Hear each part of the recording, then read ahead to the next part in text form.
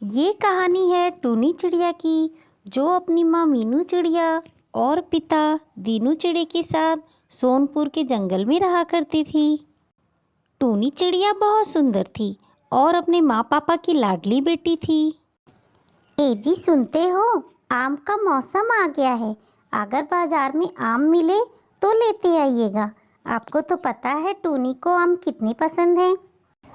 अरे अभी कहाँ, अभी तो कच्चे आम मिलेंगे और अगर कहीं मिले तो बड़े महंगे मिलेंगे।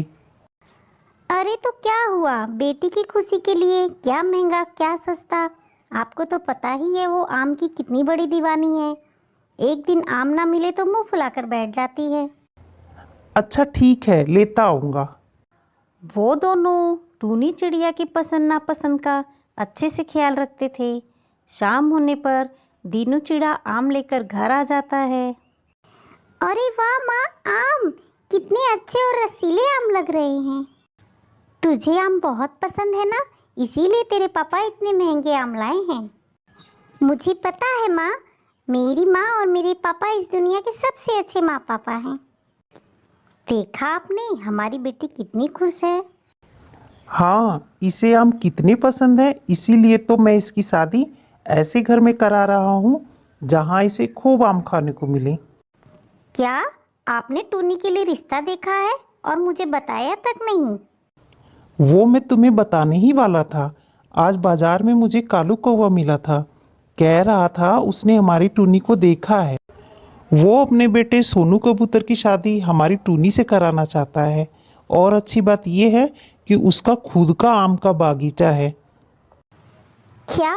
फिर तो हमारी बेटी हर गर्मियों में खूब खुश रहेगी। उसे ढेर सारे आम जो खाने को मिलेंगे। कुछ दिनों बाद टूनी चिड़िया की शादी सोनू कबूतर से हो जाती है। वो अपने घर में बहुत खुश थी।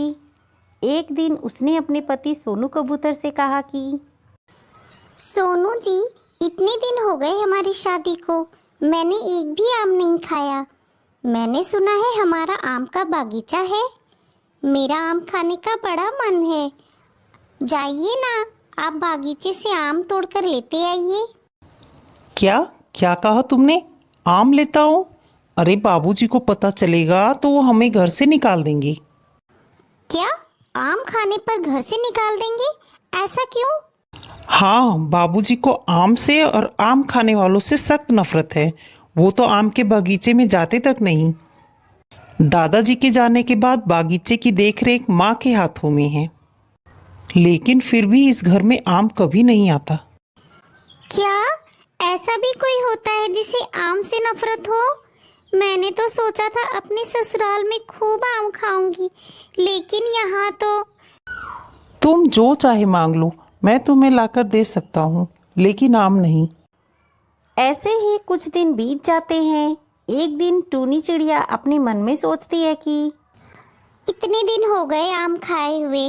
माँ पापा के घर थी तो कितनी आम खाती थी। यहाँ तो पूरी खदान है, फिर भी आम नहीं खा सकती।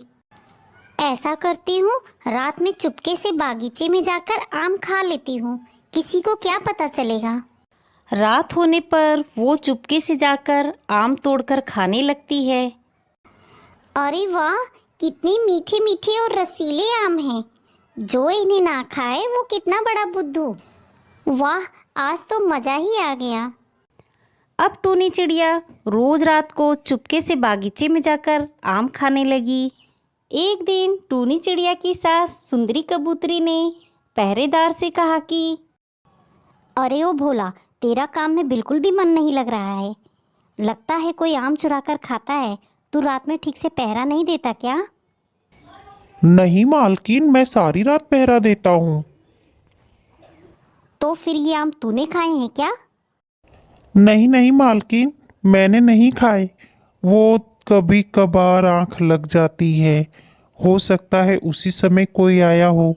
आज रात में मैं उसे जरूर पकड़ लूंगा। रात होने पर टूनी चिड़िया फिर से बागीचे में आकर आम तोड़कर खाने लगती है। उसी समय भोला आ जाता है और जोर जोर से चिल्लाने लगता है। चोर चोर चोर चोर, मालिक चोर, मालकिन चोर, मैंने चोर को पकड़ लिया। सभी बागीचे में आ जाते हैं। अरे टूनी बहू, तुम क्या तुम रोज आम तोड़कर खाती हो? वो माँ जी मुझे माफ़ कर दीजिए, मैं आम खाए बिना नहीं रह सकती। मुझे आम बहुत पसंद है, इसलिए मैं चुपके से यहाँ आकर आम खा लेती थी। मुझे माफ़ कर दीजिए माँ जी, मुझे माफ़ कर दीजिए बाबूजी। ये तुमने बिल्कुल भी ठीक नहीं किया टूनी बहू। क्या ठीक नहीं किया? तुमने जिंदगी भर हम सभी को अपनी इच्छा से जीने नहीं दिया। आज तुम्हारी वजह से मेरी बहू को आम चुरा कर खाना पड़ रहा है। आज के बाद इस घर में खूब सारे आम आएंगे और हम सभी मिलकर खाएंगे। आपको नहीं खाना मत खाओ, लेकिन हम सभी खाएंगे। अब तुम्हारी मनमानी नहीं चलेगी, समझे आप? कालू कौवा चुपचाप सुनता रहा, फिर बोला, ठीक है, खाओ, लेकिन छत पर। सभी जोर जोर से हंसने लगते हैं। उस दिन के बाद से टूनी चिड़िया ढेर सारे आम खाती और खुशी खुशी अपने घर में रहने लगती है।